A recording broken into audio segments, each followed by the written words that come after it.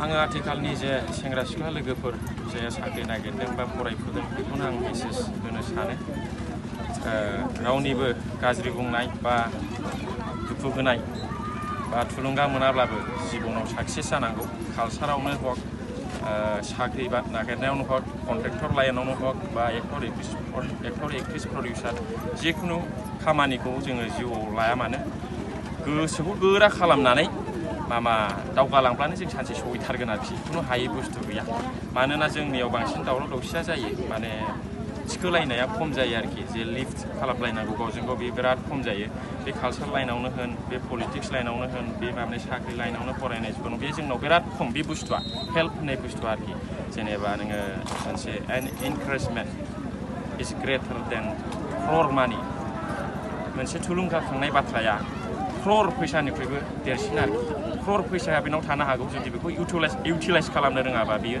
थाखाया मास मोनसेयावबो जोबगोन साननैयावबो जोबगोन दा ओंखायनो बे जे मोजां थुलुंगा मोननाय सुबिदा मोननाय बा लामा होनाय बे बिराद खम आरोखि जोंनियाव दा ओंखायनो जोंनि बिटिसिआव बा जोंनि अल आसामनि बर'फोरनि गेजेराव ओरैबायदिबासो साक्सेस जायो सासे सेंग्रा सासे सिख्लाया बे गावनो हारसिङै एखेबारे खाथां थांखि लानानै जुदि नाजाब्लासो बे एक्टरानो जा जिखुनुआनो जा बे सहैगोन आरोखि नाथाय जों आथिखालनि लाइमोनफोरखौ ड्राग्स जौ जुवाजों गफबनानै थानाय नुदों दाख्लै नोंथांखौ मोनसे सर्ट मुभियाव जों नुदों मोनसे ड्राग्स लायोबा ओरै जायो होननानै दा बेखौ एसे फोरमायना ड्राग्स लायोबा जाहैबाय जिनिसानो गासिबो रानजोबखायो देहानि अंग जेसेबां पार्टसफोर दं साफा राननानै बे जोबनायाव जलदब गोग्लैनानै थैगोन आरोखि मानो होनबा ड्राग्सआ ओरैबायदि बुस्थु बे रानज्रिंनाय बा हुस मोनै खालामग्रा बुस्थुसो जेनेबा नोंखौ खर' जिनायखौ सुथेनोसै डक्टरा फार्मासियाव लांबा मा खालामगोन ड्राग्सखौ थुग्रोगोन बेयाव खुनु हुस गैला बे सेन्सलेस बा गाजोल सोयोना बिजि सोयो बे थाल मोनला दा बिदि बुस्थुसो ड्राग्सआ दा बेखौनो जुदि जायोबा सोबोबा बिनि देहाया सिलिंखार आरोखि एखेबारे हाबा लानो हायै अबस्थाबो जाहैगोन बेयो ओरैबायदि ड्राग्सआ दा ओंखायनो जानो नाङा बे बुस्थुखौ आरोखि बे न'खरबो सिलिंखार जागोन गावबो सिलिंखार आरोखि बे बुहुमखौ सि गुफुरजोबनानै थांग्रोनांगोन आरोखि बियो थाबनो बिदि ड्राग्सखौ जानो नाङा आं खावलायहरबाय आरोखि अनेकथा इन्टारेस्ट लानो लाइन दं जोंहा जेरै कालसार गिटार दामनाय जेनेबा नोङो सम ट्रिप खालामनाय बा लेखा फरायनाय निउस पेपार फरायनाय बा एक्सारसाइस खालामनाय बायदि रोखोम जोंनाव गोबां लामा दं गावनि लाइफखौ इन्जय खालामनो थाखाय दामनायजों खननायजों मोसानायजों मुसुरनायजों गेलेनायजों गाव मोनसे फसायनाय टाइम पासनि जे इन्जयनि बे बुस्थुखौ बे खालामना लानांगौ नङाब्ला बे ड्राग्सआवनो थांगोन आरोखि ड्राग्स आरो जौआवनो गफबजोबगोन ओंखायनो गावबागाव मोनसे जे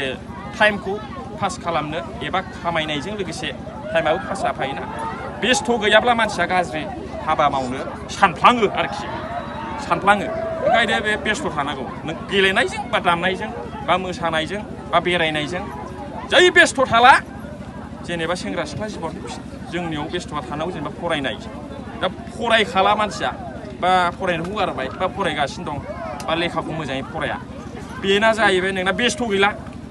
बेस्थ' गैया होनोब्ला बे मा मावगोन बेस्थ' गैया होनोब्ला बे गाज्रिखौनो माबा मोनसे मावगोन आरोखि बे हय ड्राग्स जागोन हय गाज्रि मावगोन हय सिखाव खावगोन हय दुनदाखाल खालामगोन बिदि आरोखि ओंखायनो मानसिया सेंग्रा हक सिख्ला हक उन्दै हक गिदिर हक बोराय हक मोनसे बेस्थ' थानांगौ बे थाखा खामायनायनि बेस्थ' टाइम पासनि गेलेनायनि बेस्थ' दामनायनि बेस्थ' मा बेस्थ' मोजांनि बेस्थ' थाब्लानो मानसिया लाइफआव साक्सेसफुल जायो गोजोननायबो मोनो थाखाबो मोनो बिल्डिंबो मोनो गारि घराबो मोनो हिनजाव मोजां फिथाइ मोजांबो मोनो एसेनोसै बबे समजों एक्टिं खालामगोन आङो एक्टिं लाइनाव थाबाय थागोन पार्ट टाइम बायदि ओमफ्राय पार्मानेन्ट नङा दा आङो एक्टिंआवनो जालांथारगोन बेबो नङा दा खिन्थु आं बेखौबो बुंखानोसै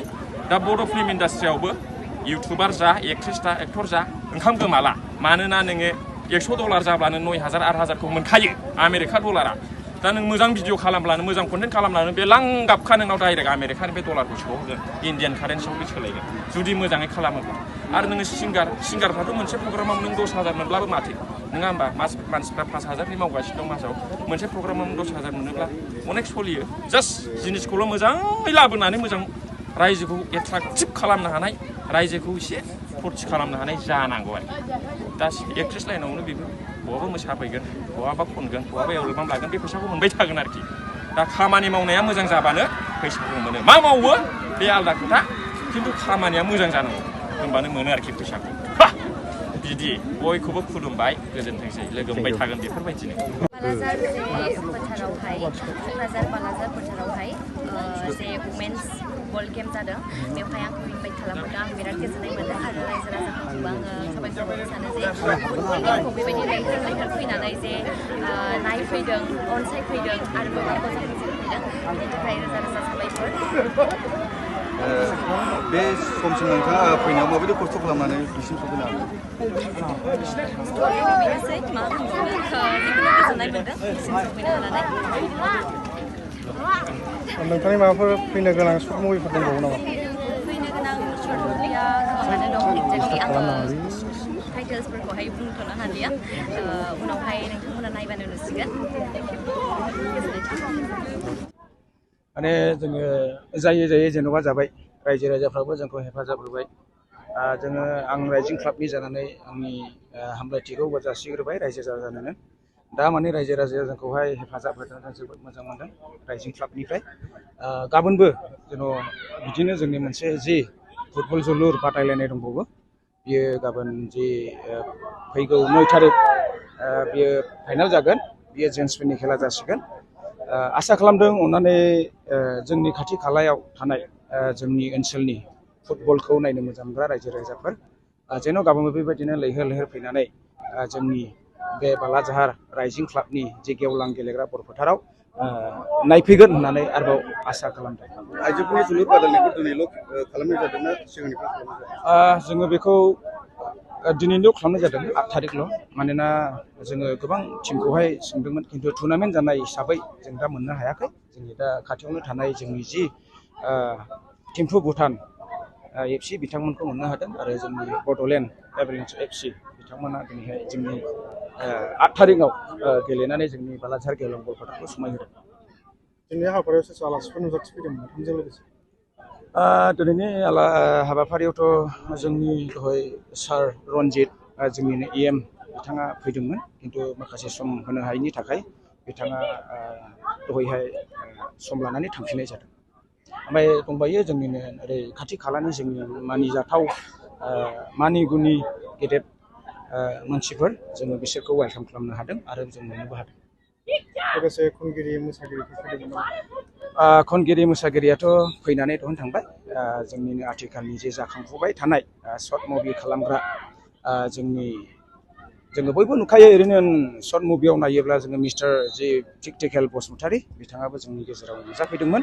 आरो बेजों लोगोसे सर्ट मुभि आरो खालामग्रा मनिषा